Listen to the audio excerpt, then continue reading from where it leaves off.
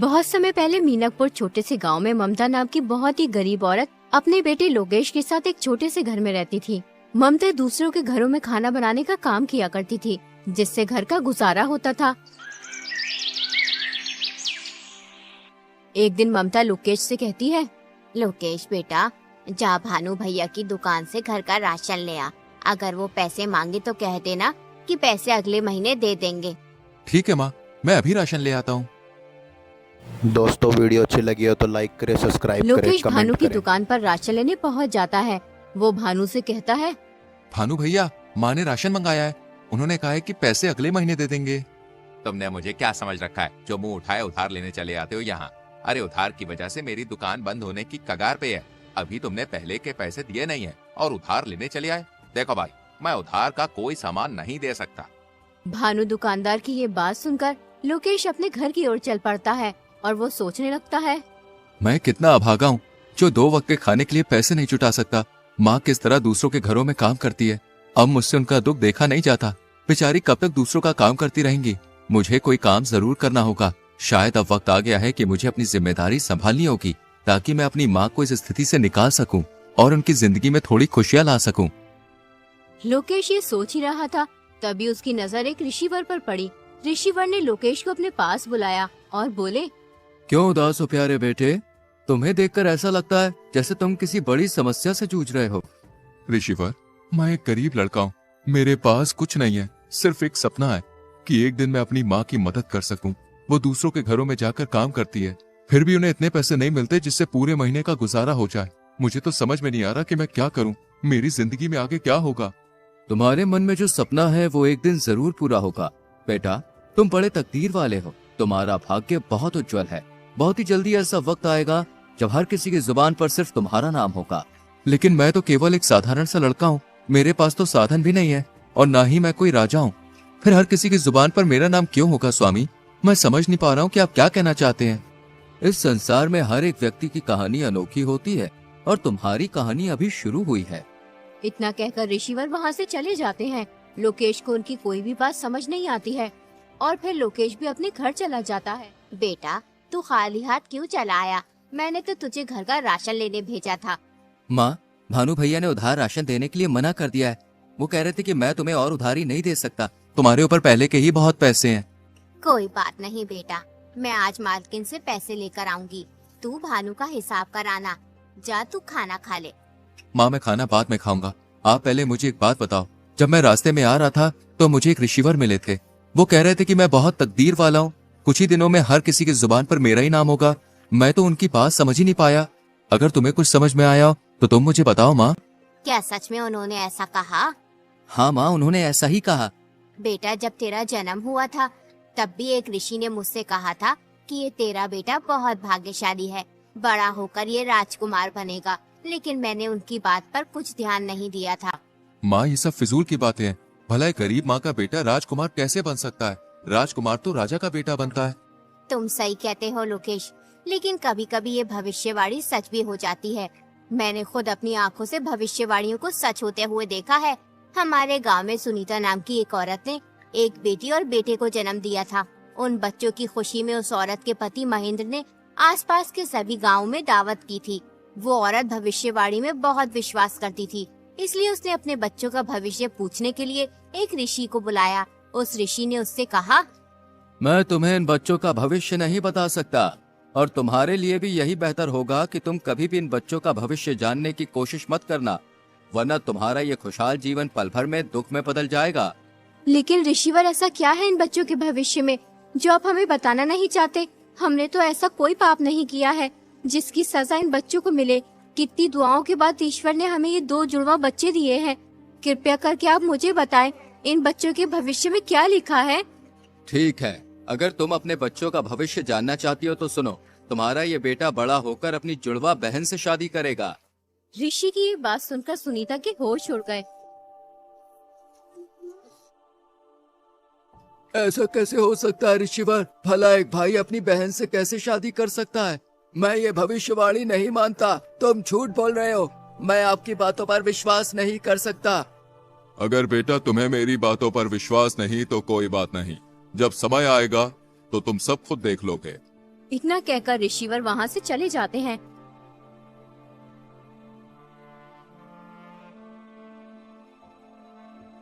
फिर सुनीता अपने पति से कहती है, नहीं, ये तो असंभव है। मेरे बच्चे आपस में विवाह नहीं कर सकते। चाहे कुछ भी हो जाए, मैं ऐसा नहीं होने दूंगी। मुझे अपनी बेटी को मरवा देना चाहिए, तभी ये भविष्यवाणी गलत साबित होगी। तुम ये क्या बेहुदा बात कर रही हो? उस आदमी की बातों में आकर तुम इस मासूम की जान लेना चाहती हो? कितने वर्षों बाद ईश्वर ने हमें औलाद का सुख दिया और तुम कह रही हो कि हम इस मासूम बच्ची को मरवा दें? मैं ऐसा नहीं करना चाहती, लेकिन हमें इन भविष्यवाणियों को हल्के में नहीं लेना चाहिए, क्योंकि ये भविष्यवाणियाँ मेरे जीवन में एक महत्वपूर्ण भूमिका निभाती आई हैं। कई बार ऐसा हुआ है जब मैंने इनकी अनदेखी की है तो मुझे इसका नुकसान उठाना पड़ा। हमें इन भविष्यवाणियों को गंभीरता से लेना चाहिए, क्योंकि ये सिर्फ शब्द नहीं है बल्कि हमारे भविष्य के संकेत हैं।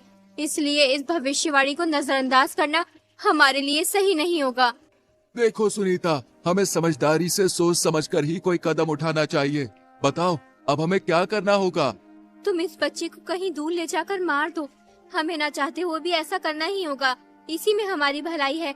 अगर भविष्यवाणी सच हो गई तो अनर्थ हो जाएगा। ठीक है, जो आज तक किसी ने नहीं किया वो मैं करूँगा। अपने ही हाथों से अपनी बच्ची की जान लूंगा। तुम इस बच्ची को किसी कपड़े में लपेट दो जिससे मुझ पर किसी को शक ना हो।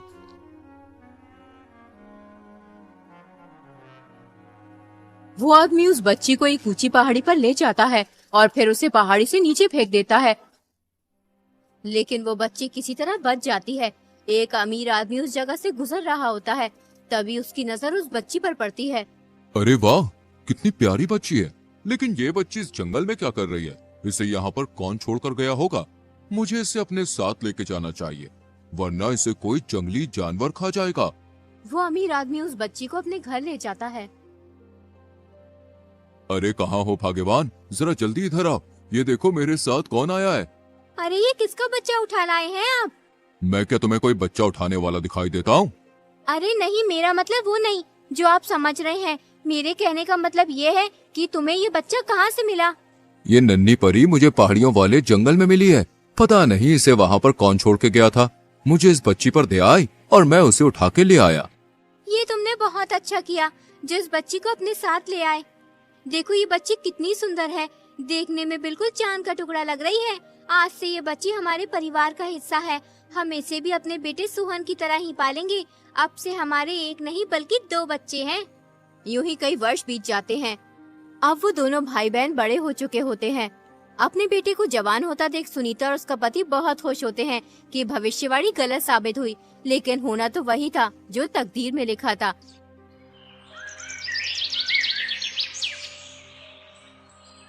एक दिन सुनीता का लड़का किसी काम से बाहर कहीं दूर जा रहा होता है। तभी रास्ते में उसकी नजर अमीर आदमी की बेटी पर पड़ती है। उसे देखकर वो सब कुछ भूल जाता है।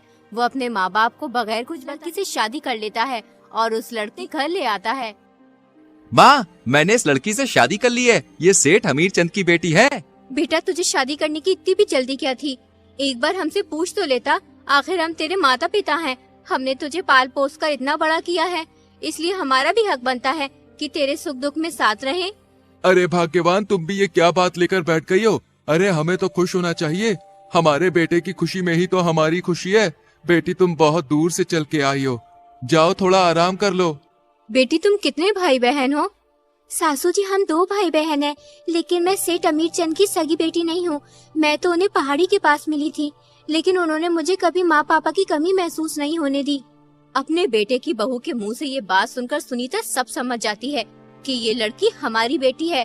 वो इस बात को अपने पति महेंद्र को भी बताती है कि भविष्यवाणी सच साबित हुई। ये बात किसी तरह सुनीता के बेटे को भी पता चल जाती है कि जिस लड़की से उसने शादी की है वो उसकी सगी बहन है। इसलिए वो अपनी जान ले लेता है और फिर वो लड़की भी मर जाती है। ये तो बहुत बुरा हुआ।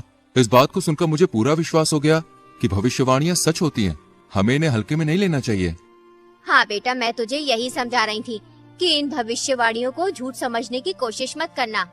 इसका मतलब वो ऋषिवर सच कह रहे थे कि मेरे मन में जो सपना है वो एक दिन जरूर पूरा होगा और बहुत जल्दी मेरा भाग्य उज्जवल होगा। उसके बाद हर किसी की जुबान पर सिर्फ मेरा नाम होगा।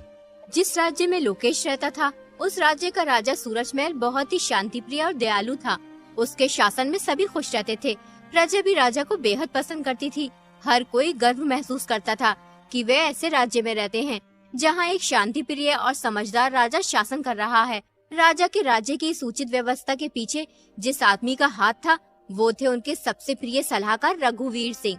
रघुवीर सिंह के रहते राजा को कभी कोई दिक्कत महसूस नहीं हुई, लेकिन अचानक एक दिन रघुवीर सिंह की मृत्यु हो गई। इससे राजा को बहुत दुख हुआ। अब उनके प्रमुख सलाहकार का पद खाली पड़ा था। वो चाहते थे कि पूरे राज्य में सबसे बुद्धिमान और जवान आदमी को ये पद मिले, इसलिए वो अपने मंत्री से कहते हैं, पूरे राज्य में घोषणा करवा दो कि जो भी व्यक्ति राजा की 3 पहेलियों का सही जवाब देगा उसे राजा 1000 सोने के सिक्के और अपना प्रमुख सलाहकार नियुक्त करेंगे। अगले ही दिन मंत्री ढिंडोरची को घोषणा करवाने के लिए भेज देते हैं। सुनो ए लोगों, महाराज सूरजमल का ताजा फरमान जरा गौर से सुनो। महाराज के सबसे प्रिय सलाहकार रघुवीर सिंह की अचानक मृत्यु हो गई है, इसलिए अब उनका पद खाली है। जो भी व्यक्ति महाराज की 3 पहेलियों का सही जवाब देगा उसे महाराज 1000 सोने के सिक्के और अपना प्रमुख सलाहकार नियुक्त करेंगे। कौन जाने अब हमारे मुल्क का क्या होगा। क्यों बाबा, कोई आफत आ गई है सलाहकार की मृत्यु होने से? बेटा, आफत तो कुछ नहीं आई। रघुवीर सिंह बहुत ही अच्छा इंसान था। ईश्वर अच्छे इंसान को जल्द ही अपने पास बुला लेता है। बेचारा हमेशा प्रजा की भलाई चाहता था। मैंने कितने ही सलाहकारों को बदलते देखा है, मगर यकीन मानो रघुवीर सिंह जैसा कोई नहीं था। वो हमेशा गरीब मजलूम लोगों के हित में ही सोचता था। पता नहीं अब राजा का नया सलाहकार कौन बनेगा जो हम जैसे गरीबों के बारे में सोचेगा। अगले ही दिन राजमहल में बहुत से आदमी जाते हैं, लेकिन कोई भी राजा की पहेलियों का जवाब नहीं दे पाता है। यूं ही 3 दिन गुजर जाते हैं। एक दिन लोकेश अपनी माँ से कहता है, माँ, क्यों ना एक बार मैं महाराज के पास जाकर इन पहेलियों का जवाब दूं? बेटा, राजा हर बार पहेली बदल कर पूछता है। अभी तक कोई भी तीनों पहेलियों का सही जवाब नहीं दे पाया है। बहुत से अक्लमंद लोगों ने पहेलियों का जवाब देना चाहा, लेकिन हर कोई नाकाम रहा। तुम उन अमीर लोगों के बीच कैसे जा सकते हो? वहाँ बहुत ही तजुर्बेकार और होशियार लोग आए हुए हैं। माँ, बिल्कुल भी परेशान ना हो, मैं महाराज के पास जरूर जाऊंगा। सोचो, अगर मैंने पहेलियों के जवाब दे दिए तो 1000 सोने के सिक्के मिलेंगे। फिर तुम्हें किसी के घर जाकर काम करने की जरूरत नहीं होगी और मैं भी महाराज का सलाहकार बन जाऊंगा। ठीक है बेटा, तू इतना कह ही रहा है तो जा। मेरी दुआएं तेरे साथ हैं। ईश्वर तेरी हिफाजत करे।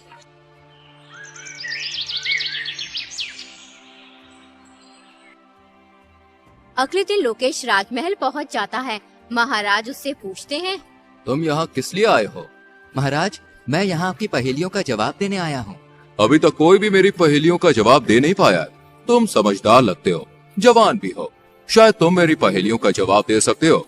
जैसा कि तुम शर्त जानते ही हो, जो भी पहेलियों का सही जवाब देगा वो मेरा सलाहकार बनेगा और उसे इनाम में 1000 सोने के सिक्के दिए जाएंगे। ठीक है महाराज, मैं आपकी पहेलियों का जवाब देने के लिए तैयार हूँ। तो बताओ, तुम्हारे अनुसार सबसे बड़ा धन क्या है? महाराज, सबसे बड़ा धन संतोष है। जब मन शांत होता है तो इंसान सबसे अमीर होता है। बहुत खूब। अब दूसरे सवाल का जवाब दो। जीवन में सबसे बड़ा ज्ञान क्या है? महाराज, जीवन में सबसे बड़ा ज्ञान ये है कि खुद को जानना और समझना।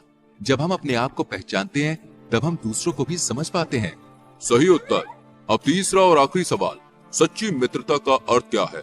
महाराज, सच्ची मित्रता वो है जब एक मित्र दूसरे की खुशियों में खुश और दुखों में दुखी होता है, बिना किसी स्वार्थ के। बहुत अच्छे, तुमने तीनों सवालों के सही जवाब दिए हैं। तुम वाकई में बुद्धिमान हो। आज से तुम मेरे सलाहकार हो। मंत्री, इसे 1000 सोने के सिक्के दे दिए जाए। कल से तुम अपना पद संभालोगे। लोकेश 1000 सोने के सिक्के लेकर अपने घर चला जाता है। लोकेश को देखकर ममता बहुत खुश होती है।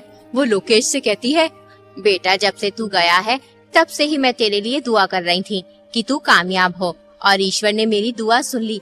अब हमारी सारी मुसीबतें दूर हो जाएंगी। हाँ माँ, अब तुम्हें किसी भी चीज की चिंता करने की जरूरत नहीं है। आज से तुम्हें दूसरों के घरों पे जाकर काम करने की भी कोई जरूरत नहीं है। बेटा, मेरी पूरी जिंदगी दुख और तकलीफों में कट गई। आज सालों बाद तूने मुझे ये खुशी दिखाई है।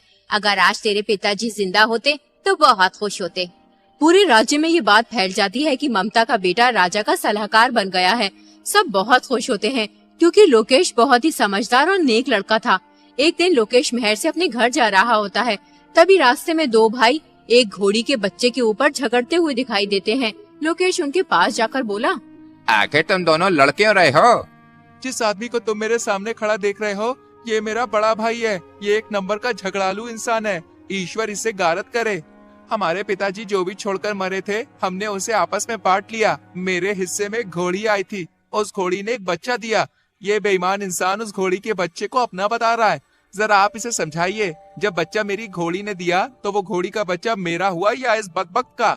ये नामुराद झूठ बोल रहा है। सालों से ये अपनी घोड़ी को मेरी जगह में बांधता हुआ आ रहा है और इसकी घोड़ी ने बच्चा मेरी जमीन पर दिया है, इसलिए वो घोड़ी का बच्चा मेरा हुआ। जो चीज जिसकी जमीन पर पैदा होती है वो उसी की हो जाती है। लोकेश समझ गया ये दोनों पागल हैं, इसलिए वो उनसे बोला, तुम्हारी समस्या तो बहुत गंभीर है। तुम्हें राजा के पास जाना चाहिए, वो ही तुम्हारा फैसला कर सकते हैं। तुम सही कह रहे हो, हमें राजा के पास जाना चाहिए, वरना ये झगड़ालू इंसान कुछ उल्टा सीधा न कर बैठे। अगले दिन दोनों भाई राजा के पास पहुंच जाते हैं और राजा को अपनी सारी बात बताते हैं। राजा लोकेश से कहते हैं, इस समस्या का हल तुम करो लोकेश। वो दोनों भाई लोकेश को पहचान लेते हैं, लेकिन राजा के सामने उनकी बोलने की हिम्मत नहीं होती, इसलिए वो चुपचाप खड़े रहते हैं। देखो, जगह से घोड़ी और बच्चे का कुछ भी लेना देना नहीं है। जिसकी घोड़ी है बच्चा भी उसी का है, लेकिन तुम्हें अपने बड़े भाई की जगह में घोड़ी बांधने का हर्जाना देना होगा। तुम्हें उसे एक सोने का सिक्का देना होगा। दोनों भाई लोकेश का फैसला सुनकर खुशी खुशी अपने घर चले जाते हैं। दोस्तों, आज की कहानी आपको कैसी लगी कृपया कमेंट करके जरूर बताएं।